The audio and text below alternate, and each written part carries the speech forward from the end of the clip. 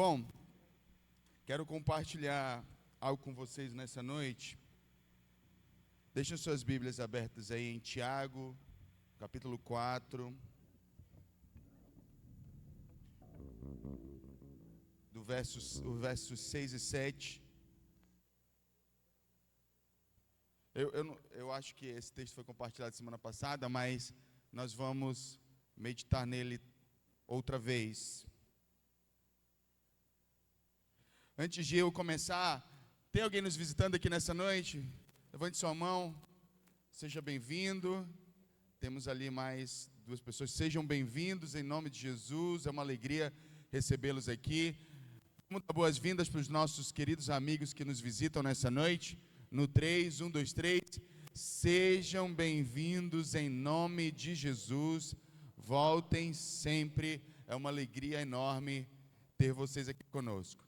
Bom, vamos lá, vamos para a palavra de Deus. Eu vou ler o texto, vou fazer uma breve introdução e a gente vai conversando sobre este versículo. Tiago capítulo 4, versos 6 e 7 diz o seguinte: mas ele nos concede graça maior, por isso diz as Escrituras, Deus se opõe aos orgulhosos, mas concede graça aos humildes. Portanto, submetam-se a Deus, resistam ao diabo e ele fugirá de vocês. Amém? Feche seus olhos por um instante. Vamos fazer uma oração. Peça para que o Espírito Santo fale ao seu coração nessa noite. Que o Senhor, sabe, queridos, deixa eu falar uma coisa aqui que eu estou sentindo da parte do Espírito Santo. Falar de orgulho é um tema altamente difícil, espiritual, que suscita muita resistência espiritual. Portanto, nós precisamos ter no nosso coração essa consciência para lutar contra tudo aquilo que vai tentar se levantar enquanto você está ouvindo a respeito desse tema. Você não pode deixar Satanás vencer essa guerra, porque essa é a verdade. Quando nós falamos desse tema, nós estamos falando de uma verdadeira guerra. Então nós precisamos estar cientes disso. Então, nesse momento, enquanto nós oramos, eu quero pedir ao Espírito Santo que ele possa estar na nossa frente, que ele vá diante de nós, que ele guerreie essa guerra por nós, mas que também nós possamos estar vigilantes diante da guerra espiritual que certamente se estabeleceu ou se estabelecerá dentro de nós inicialmente e às vezes, em alguns casos, até externamente. Então feche seus olhos e vamos orar. Querido Espírito Santo, eu quero pedir ao Senhor, Pai, que nessa noite o Senhor nos conceda a graça que acabamos de ler. A graça essa que nós acabamos de ler está disponível para aqueles que andam em humildade. Certamente, Satanás ele vai tentar suscitar orgulho em nós, para impedir o teu agir, a tua manifestação sobrenatural, a graça que nos empodera para vencer o pecado e Satanás nas guerras em que enfrentamos nas nossas vidas. Então eu peço em nome de Jesus, que nessa noite o Senhor nos conceda essa graça, a partir do momento em que nós decidimos nos humilhar. Em nome de Jesus, amém e amém. Diga amém. Quanto mais orgulhoso alguém é, mais tendência ao pecado ela tem. É o orgulho que tem sustentado estruturas de pecado na vida de muita gente. Agora, quando nós nos humilhamos, jorra uma graça sobre a nossa vida, da qual Tito falou no capítulo 2, que a graça de Deus se mostrou salvadora a todos os homens, que nos empodera para vencer o pecado, que nos capacita a vencer o pecado. Por que não estamos desfrutando dessa graça? Porque ainda somos escravos do pecado, porque somos orgulhosos, muito orgulhosos. Agora, quando nós nos humilhamos, não. Aí a gente experimenta de uma capacitação espiritual que vem da graça e é sobrenatural. Sem humildade isso é impossível. Podemos dizer então, atenção, que humildade é a chave para a santidade. Você quer viver em santificação? Você quer viver em santidade? Aprenda a praticar a humildade. Quanto menos humildade, menos graça.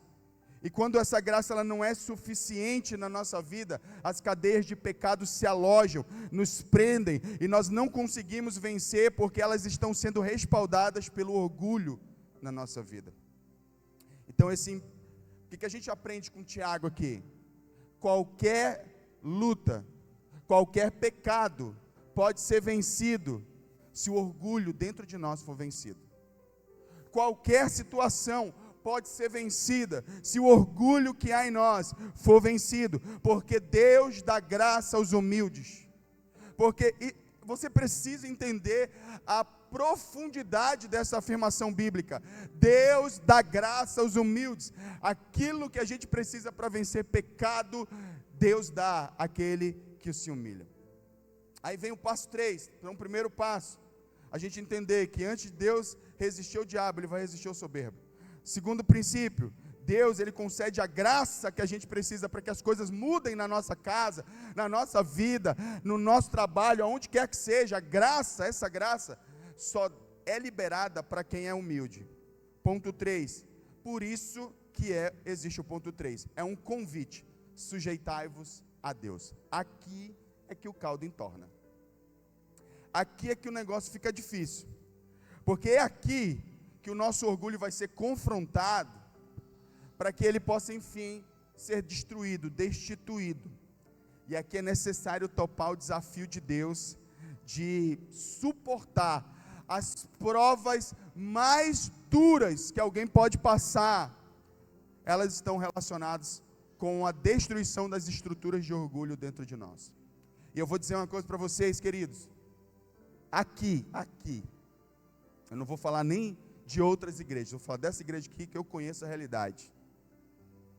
São poucos, mas poucos, os que quando entram dentro, quando são convidados por Deus a entrar no processo de sujeição, são poucos os que conseguem ir até o final. A maioria fica no meio do caminho. A maioria não suporta as provas, não suporta a dureza, a dificuldade que é ter o orgulho tratado para desfazer os esquemas malignos do inferno que estão dentro de nós. A maioria não consegue ir adiante. Elas param. E esse é um grande problema. E aí, normalmente, essas pessoas, quando são confrontadas no seu orgulho, elas já não conseguem, inclusive, nem perceber que estão sendo orgulhosas quando agem assim. E acabam ficando no meio do caminho. Tiago, ele está dizendo para a gente aqui, que se nós nos sujeitarmos diante de Deus, é o caminho necessário para que a gente possa ter o poder de vencer o pecado. A capacidade de enfrentar com humildade o tratamento de Deus na nossa vida é a chave para que a nossa vida seja transformada. Eu sei que isso, falando daqui de púlpito, é muito bonito, mas isso na prática dói um bocado. Mas dói. Dói e não é pouco. Dói demais, rasga a alma. Isso dilacera a gente por dentro. E justamente por ser tão doloroso e tão difícil é que a maioria de nós não consegue ir até o final. Mas eu quero ler um texto, coloca Filipenses capítulo 2 na tela, porque Jesus é o nosso modelo nesse sentido. Nós vamos ler do verso 5 em diante, até o verso 9. Não, vamos ler até o verso 11 logo.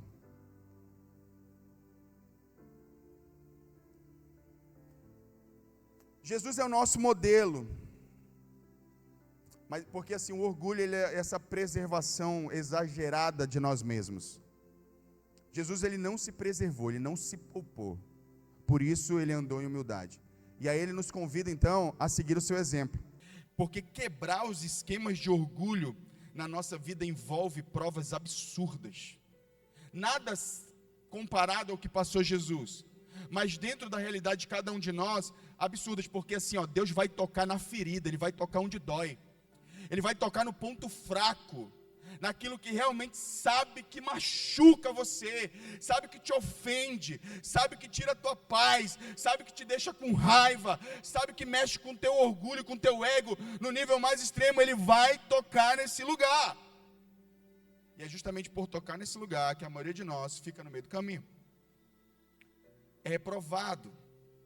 Agora, uma boa notícia é que enquanto você tiver disposição para passar por isso, Deus não te reprova definitivamente, a não ser que você morra nesse pecado. Mas enquanto você tiver vida, há esperança. E você pode lutar com todas as suas forças. Quando Deus, ele começa então, e assim, você acha que Deus vai fazer como? Que ele vai te ofender como? Ele vai ofender tua consciência como? Ele vai usar pessoas.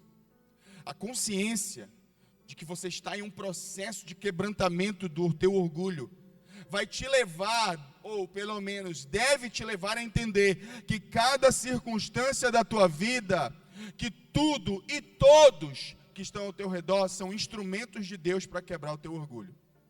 Ah, mas aquele irmão me ofendeu. Instrumento de Deus para quebrar o teu orgulho. Ah, mas o meu líder falou uma coisa que eu não gostei. Instrumento de Deus para quebrar o teu orgulho. Se você é um filho de Deus e acredita que Deus está no controle da sua vida, desde que você acorda até você dormir, e que não cai um cabelo da sua cabeça sem a vontade dele, você vai entender que cada pessoa que passa na sua vida vai cumprir um propósito.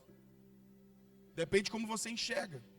Agora, se você não acreditar nisso, não posso te convencer de absolutamente nada. É você lutando contra as pessoas, é você lutando contra a carne. Mas deixa eu te lembrar o que a palavra de Deus diz lá em Gálatas capítulo 6. A nossa luta não é contra a carne nem contra sangue, mas contra principados e potestades nas regiões celestiais. Embora Satanás use, inclusive às vezes, irmãos, sim, irmãos, os desavisados que não estão vigiando, são usados pelo diabo para tirar a nossa paz, para mexer no nosso orgulho. Mas, e assim, sabe por quê? Porque se fosse um estranho, não tirava a tua paz.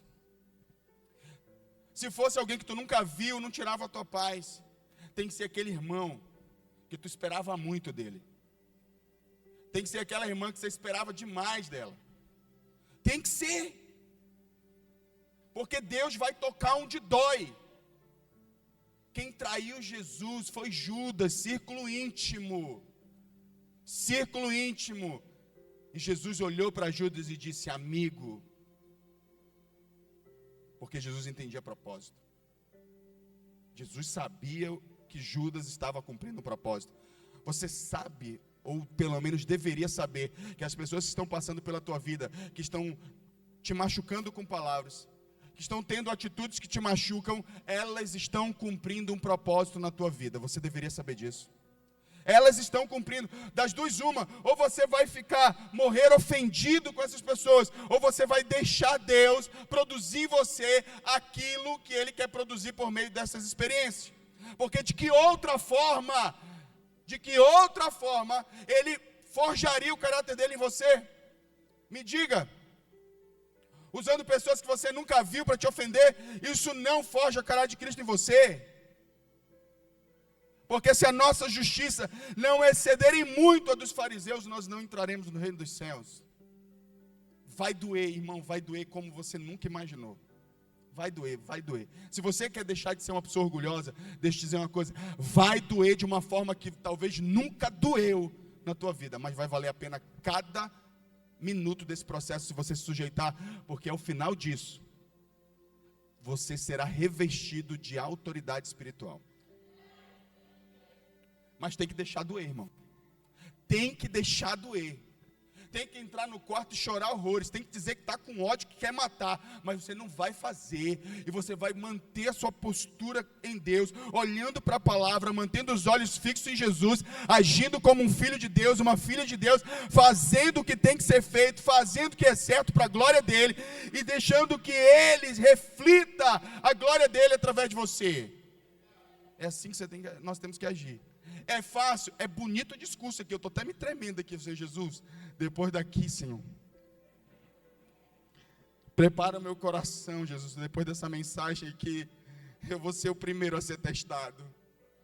Já estou me tremendo todinho, estou baixando a pressão, irmãos. Mas bora lá. Eu lembro de uma vez o irmão disse assim, eu morro de medo de pedir paciência, porque Deus manda tribulação. Aí ele disse assim, mas você tem que passar, passa logo, passa de uma vez. E essa é a verdade, você tem que fazer, vamos logo. Só tem esse caminho? Só tem esse caminho. Então bora logo, bora passar por ele. É assim que tem que ser a nossa postura. Não tem outro caminho. Olha para a pessoa que está do seu lado aí. Olha para o orgulhoso que está do teu lado aí. Diz para ele, orgulhoso, orgulhoso. Não tem outro caminho.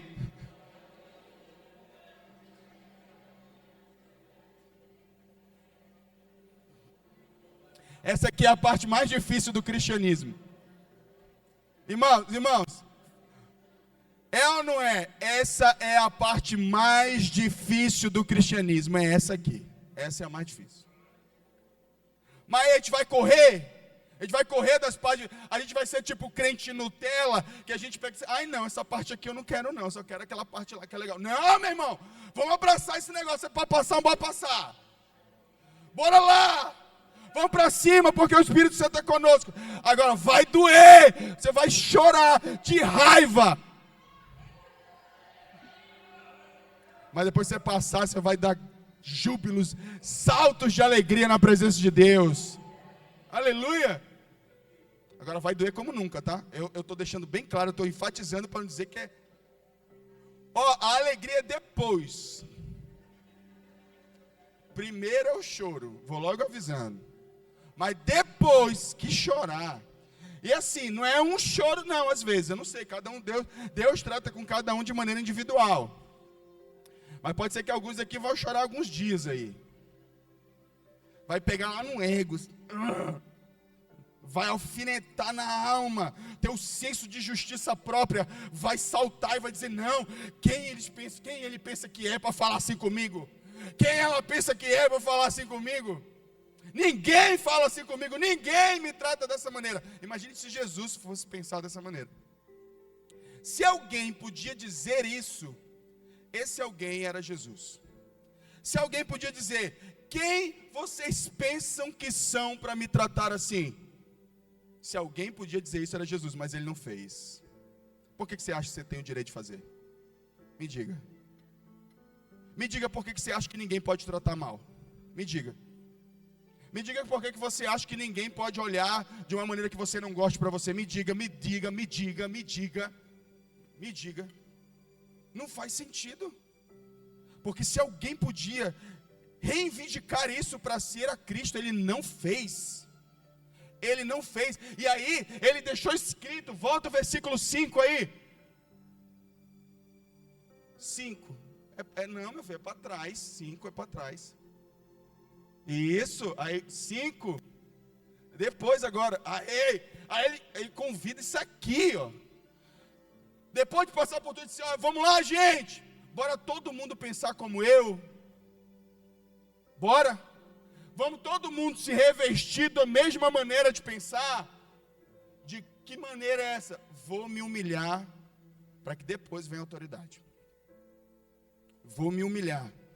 Vou passar pela humilhação, não tem jeito. Só tem uma forma, gente.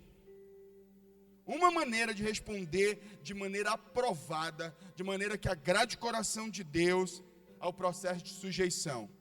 É se humilhando. Não tem jeito. É humilhação. Não tem para onde correr. Numa outra mensagem, eu vou mostrar alguns personagens bíblicos que passaram. Hoje eu vou mostrar um. Na outra mensagem eu vou mostrar outro. Mas a verdade é que Deus vai tratar, inclusive, Ele vai tratar nos bonzinhos aqui. Sabe aquela pessoa? Mas eu não tenho problema com isso não me acho melhor que ninguém. Ele já se acha melhor por não se achar melhor que ninguém, presta atenção. Ele nem percebe. Mas ele na cabeça dele disse, não me acho melhor que ninguém não. Mas ele já se acha melhor porque ele pensa assim. É tão cego para o próprio orgulho que ele encontrou uma maneira bem boazinha de ser orgulhoso. Deus, inclusive, nesse ego justo, bonzinho. Sabe aquelas pessoas que fazem tudo certinho? Você anda com ela Caxias. Não, não pode fazer isso aqui. Não, não pode fazer isso aqui. Não, não pode fazer isso aqui. Essa pessoa, muitas vezes, é motivada por um senso de justiça próprio enorme. Essa é uma face do orgulho. Ele não faz porque ele ama Deus. Ele faz pelo senso que aquilo traz, pela sensação de superioridade que aquilo traz a ele. Não é por Jesus. É muito. Gente, se você desenvolvesse, atenção aqui, ó. Se você desenvolvesse o hábito de mapear a própria alma e as próprias motivações, você ia descobrir tanta coisa a seu respeito. Você ia perceber que você não é tudo aquilo que você acha que você é. Não é. Não é. Eu digo por experiência, eu não sou, e por isso que não faço questão de dizer para ninguém que sou, porque não sou nada. Todas as vezes que eu lembro quem eu sou de verdade, eu fico em choque. Eu preciso de Jesus. Portanto, nós precisamos deixar Deus tratar no nosso coração. E aí vem o último ponto. Depois, e eu já falei, mas eu vou repetir. O último ponto é que depois que você se sujeita a Deus, a Bíblia diz que você recebe a capacidade de resistir ao diabo e ele fugirá de você. O que isso significa? É que é nesse momento que você construiu um caráter provido de autoridade para vencer o diabo, depois que você passou pelo processo de humilhação, como Jesus. Da mesma maneira como aconteceu com Jesus aqui, acontecerá com você. Porque a palavra de Deus é fiel e ela não mente. Agora, quando nós não discernirmos as provas, os testes de Deus, aquilo, sabe, as pessoas, as circunstâncias, as situações que Deus está usando para tratar no nosso ego, não é o diabo quem foge da gente, é a gente que foge do diabo. Sabe como é que isso acontece na prática? Que ao invés do diabo sair do nosso casamento, a gente abandona o casamento. Ao invés do diabo sair da nossa família, a gente abandona a família. Ao invés do diabo sair do nosso ministério, a gente abandona o ministério. É a gente que foge. E você já viu o quanto de gente tem fugido daquilo que Deus entregou em suas mãos por orgulho? Porque não foi capaz de se sujeitar a Deus, ao tratamento, aquilo que Deus está dizendo para a pessoa, é por aqui o caminho. E a pessoa diz, não, isso aqui dói demais, isso aqui mexe demais com o meu ego, eu não aceito isso. Aí ela vai e abandona tudo. Abandona a mulher, abandona filhos, abandona marido, abandona ministério, abandona tudo. Abandona tudo. E aí, saímos o quê? Fracassados desse processo. Derrotados pelo diabo. Fomos vencidos. Quando o orgulho vence. Quando nós deixamos que o orgulho vença, nós fracassamos. Quando Deus ele fala, por meio do apóstolo Tiago, em resistir o diabo, isso pode significar um tempo no qual nós vamos ter que a nossa guerra vai ser se humilhar. É isso. Qual é a nossa guerra? Me humilhar. Jesus passou por isso. Daniel passou 21 dias em jejum se humilhando. Então muitas vezes, aí tem um caso que eu quero compartilhar com vocês aqui, para eu fechar e mostrar isso na prática, porque é legal, que Tiago fala isso, mas nós temos um caso bíblico que mostra o passo a passo. Mateus capítulo 15, do verso 21 até o 28, para a gente. Não vou dizer que é para finalizar não, porque eu acho que ainda vai levar uns 20 minutos aqui. Mas vocês querem que acabe logo? Ah, tá bom. Certeza? A gente para aqui, a gente ora, a gente vai para casa. Se a gente tiver só bater o cartão, a gente para logo. Agora, se a gente quer realmente alguma coisa para mudar a nossa vida, vamos em frente. Só quem quer alguma coisa para mudar a sua vida, dá glória a Deus aí. Ah, maravilha. Então vamos lá. Depois que saiu daquele lugar, Jesus retirou-se para a região de Tiro e Sidom. Uma mulher cananeia, natural dali, veio a ele gritando, Senhor, filho de Davi, tem misericórdia de mim, minha filha está endemoniada e sofrendo muito. Tem a tradução da Almeida, que é essa parte que, volta lá, essa parte está endemoniada e sofrendo muito, está descrita assim, horrivelmente endemoniada. Era um caso espiritual gravíssimo. Gravíssimo. Assim, aquela coisa assim, não tem jeito, só Deus mesmo para agir na vida dessa moça. Mas vamos lá. Jesus, porém, não lhe respondeu nenhuma palavra. Então os seus discípulos se aproximaram dele e pediram: manda embora, pois vem gritando atrás de nós. Ele respondeu: não fui enviado senão as ovelhas perdidas do povo de Israel. A mulher veio, adorou de joelhos e disse: Senhor, ajuda-me. Ele respondeu: não é certo tirar o pão dos filhos e lançá-lo aos cachorrinhos. A metade de nós já tinha ido embora. Tinha ido embora. Fala a verdade. Fala a verdade. A metade de nós já tinha ido embora. Fala sério. Você quer alguém me tratar assim só por causa de um milagre? Mas vamos lá. Ela, porém, disse: sim, Senhor, mas até os cachorrinhos comem das migalhas que caem da mesa dos seus donos. Jesus respondeu: mulher, grande é a sua fé. Cara, não arrepia vocês não? Gente, eu fico arrepiado, estou todo arrepiado aqui. Grande é a sua fé. Olha só que negócio é esse. Seja feito conforme você deseja. É isso? Todo mundo aqui quer ouvir isso aqui de Jesus. Todo mundo quer ouvir. Quando ora, pede a Deus: Senhor, meu casamento, Senhor, meus filhos, Senhor, minhas finanças, Senhor, minha saúde. Aí você quer ouvir de Jesus: seja feita conforme você deseja. Mas ninguém quer se humilhar, né? Se humilhar que é bom, ninguém. Veja bem, vamos entender isso aqui. Naquele mesmo instante, a sua filha ficou curada. A primeira coisa, você já teve a sensação ao ler esse texto que você se sente ofendido com a forma que Jesus trata a mulher? Quem já teve essa sensação, levanta a mão. Fala a verdade, seja honesto. Diz assim: poxa, Jesus pegou pesado, cara, não precisava disso não. Fala a verdade, você já pensou assim? Precisava tudo isso? Precisava. Jesus sabia o que estava fazendo. Jesus ele foi tratar exatamente onde doía nessa mulher. A verdade é que quando a gente lê esse texto e a gente tem essa sensação, sabe o que a gente está fazendo? A gente está lendo o texto a partir do nosso próprio orgulho. Porque se fosse com a gente, nós não aceitaríamos. Nós não aceitaríamos. Se fosse conosco, nós ficaríamos chateados. Então a gente fica chateado pela mulher. A gente fica meio que inconformado pela mulher. Embora a gente tenha algum temor pela palavra, então a gente pensa assim: não, mas Jesus sabe o que está fazendo. Mas no fundo tem aquela situaçãozinha de incômodo que o nosso orgulho está produzindo a partir da leitura bíblica. Você vê como a gente é orgulhoso. Estou te mostrando isso. Você vê como a gente é orgulhoso. Então, quando a gente analisa esse episódio, a gente percebe que essa menina, ela está numa situação deplorável. E aí Jesus, eu te pergunto, Jesus não podia só orar e dizer: vai, ela está liberta? Podia, mas ele decidiu não fazer. Decidiu tomar um caminho que conduziu a mulher até aquilo que ela clamava. Entenda, a maioria das vezes Deus vai tratar assim conosco. Existem momentos que Deus vai simplesmente responder a nossa oração.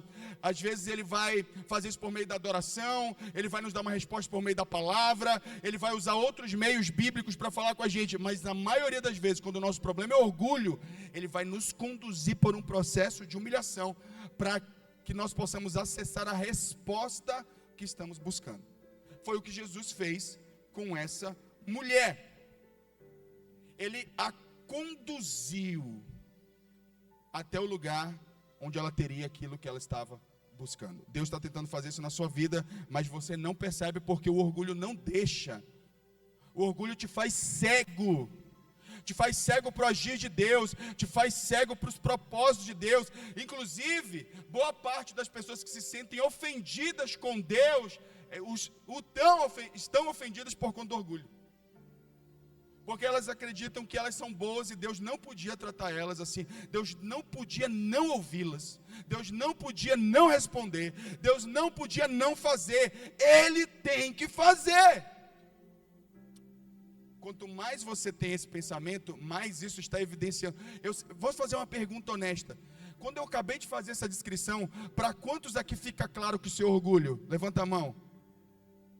Honestamente, levanta aí todo mundo que acha que esse orgulho. Beleza, pela descrição está claro. Mas quem está verbalizando esse tipo de coisa não percebe. E não é porque a pessoa não consegue ou porque ela não quer. É porque não dá. Porque o orgulho tem esse poder de cegar, está evidente para todo mundo que está ouvindo a frase que é orgulho, mas isso não é notado pela pessoa que está falando. Ela não consegue perceber, porque o orgulho é um inimigo desgraçado, me desculpe a palavra. Ele é capaz de cegar.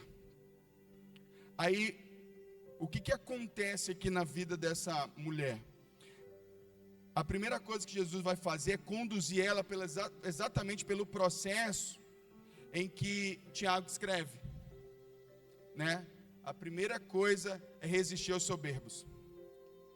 O Senhor Jesus identifica primeiro que até na história dessa mulher, na história do povo dela, é uma história de orgulho. Então Jesus, entendendo isso, eu vou, por conta do tempo, eu não vou me alongar, mas Jesus, entendendo isso, ele decide tomar um caminho para que ele pudesse fazer algo na história dela. Ele decide então passar por um processo de humilhação com ela, conduzi-la em um processo de humilhação. Então, ele conseguiu provocar na vida dessa mulher a atitude que ele precisava para ele liberar a graça que ela precisava. Então, nós precisamos entender que a questão aqui não é vencer os demônios. Às vezes você está preocupado com os demônios, né? A gente tem que vencer os demônios, a gente tem que fazer oração de guerra espiritual para vencer os demônios. Querido, abre os olhos, você precisa fazer oração de guerra espiritual para vencer o orgulho que está te dominando. Porque a grande questão é o seguinte, ó, não é você vencer os demônios, é Deus vencer você. É Deus vencer seu ego. Se Deus vencer você, você vence os demônios. Entenda isso. Se Deus vencer você, suas vontades, seus desejos, sua maneira de pensar, a sua forma de achar que tudo tem que ser como você planejou, se Deus vencer isso, se você ceder a Deus, você vai vencer Satanás, principados, potestades, e você vai alcançar a bênção que você deseja na sua vida. Inclusive os ressentimentos que você tem com Deus. Tem muita gente ressentida com Deus, uau, nossa. E aí, veja bem, eu falando de púlpito aqui, não sei se fica óbvio, mas para mim fica tão óbvio, de que alguém ressentido com Deus só pode ter uma raiz, só pode ter um problema, a gente. Seja Deus verdadeiro e todo homem mentiroso. Às vezes a gente está tão cego pelo orgulho, que a gente acredita verdadeiramente que a gente tem direito de estar ressentido com Deus. Já parou para pensar como o orgulho cega? Ele tira a nossa clareza de visão. Então, quando a gente está ressentido com Deus, inclusive, deixa eu dar só uma dica. Está ressentido com Deus? Vou te dizer o que vai acontecer. Isso só vai gerar mais provas, que vai tornar o orgulho cada vez mais invisível para você, e aí só vai ter um lugar, a humilhação vai ser ainda mais profunda. Se você está ressentido com Deus, o meu conselho para você é agora, olhe para você, porque Deus é perfeito, Ele sabe o que Ele está fazendo, como sabia o que estava fazendo na vida da mulher cananeia. Então vamos lá, sujeitáveis perante a Deus, a primeira coisa que essa mulher fez, foi passar por um processo de humilhação. Ela se sujeitou a Deus. Como é que é isso na prática? O que aconteceu com essa mulher? Primeira coisa que ela passou, silêncio. Ela pediu algo de Jesus e Jesus não lhe respondeu palavra. Já aconteceu com você? Está vivendo isso? Que caem das mesas do seu dono. O que ela fez aqui? Ela se sujeitou a Deus. Ela disse, tudo bem, é assim que o senhor quer tratar comigo? Eu aceito. Não vou resistir. Eu não vou dizer que o senhor não pode fazer isso comigo. Eu não vou dizer que o senhor não tem o direito de fazer isso comigo.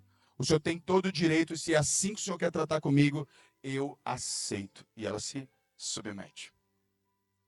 Qual o resultado? O resultado é que a filha, aquilo que ela buscava, acaba acontecendo.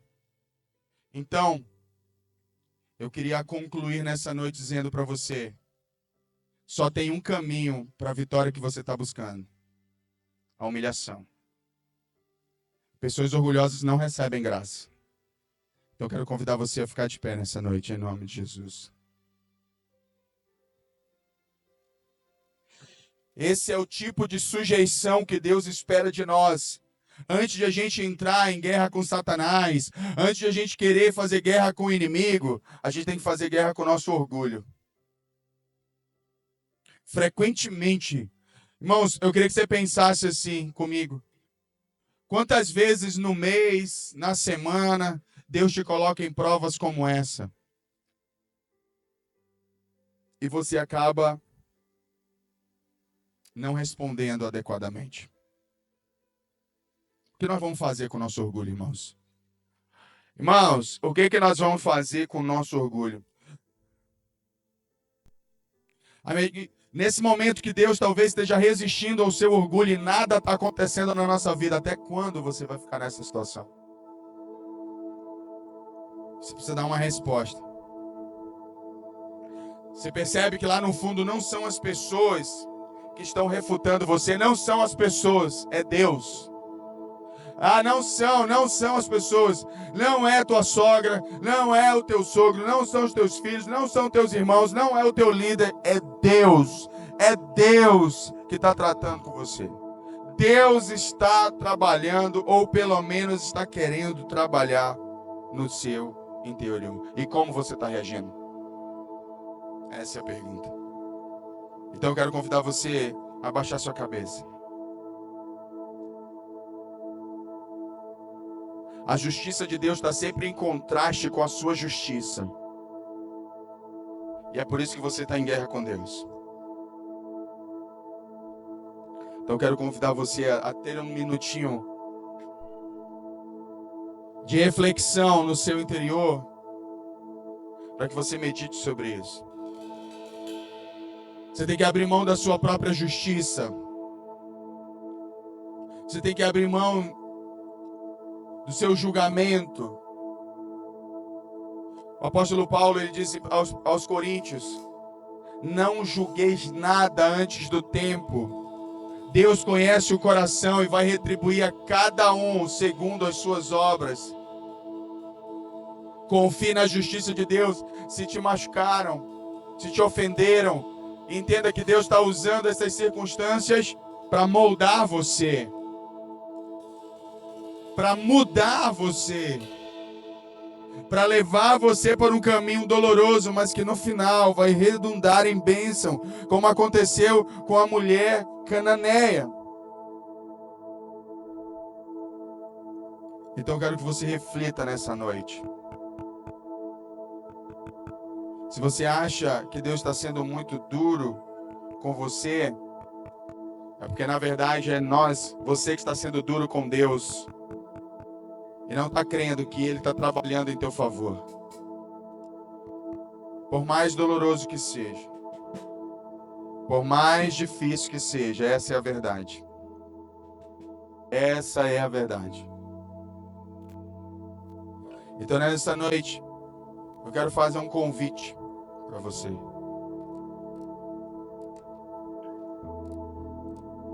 A guerra já deve estar grande aí, hein? Fala a verdade. Já deve estar enfrentando aí uma verdadeira tempestade interior. Mas vamos lá para o primeiro passo de humilhação. Você orgulhoso, orgulhosa, você vai sair do seu lugar e vai vir aqui na frente.